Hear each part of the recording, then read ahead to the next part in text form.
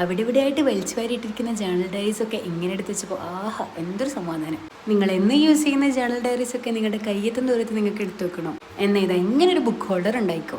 ഭയങ്കര യൂസ്ഫുൾ ആണ് കേട്ടോ. ഫൈനൽ ലുക്ക് കണ്ടിട്ട് ഞാൻ തന്നെ ഞെട്ടിപ്പോയി ഗൈസ്. ഒന്നും വേണ്ട, മീഡിയം സൈസിലുള്ള ഈ ഒരു ടൈപ്പ് ഒരു ബോക്സും പിന്നെ കുറച്ച് A4 ഷീറ്റും മതി.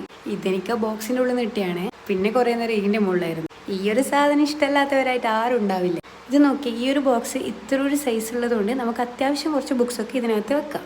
ഞാനത് A4 ഷീറ്റും പിന്നെ ഒരു യെല്ലോ കളർ പേപ്പറൊക്കെ കൊണ്ട് ഒന്ന് പൊതിഞ്ഞു കൊടുത്തിട്ടുണ്ട്. പിന്നെ നിങ്ങളുടെ കയ്യിൽ കവായി സ്റ്റിക്കേഴ്സ് ഉണ്ടോ അല്ലെങ്കിൽ നോർമൽ സ്റ്റിക്കേഴ്സ് ആയാലും മതി.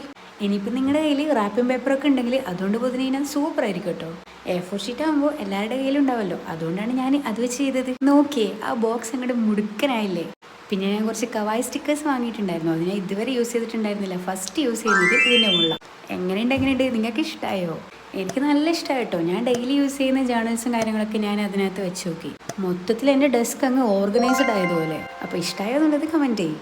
ബോക്സ് ഉണ്ടെങ്കിൽ നിങ്ങൾ ഇതുപോലെ ഒന്നും ഉണ്ടായിക്കോ. ലൈക്ക് ചെയ്യാനും മറന്നു അല്ലേ. ചാനലിൽ ഗിവ് അവേ ഒക്കെ വരാൻ പോവാണ്. അപ്പോൾ എന്തായാലും ഒന്ന് സബ്സ്ക്രൈബ് ചെയ്ത് വെച്ചേക്ക്.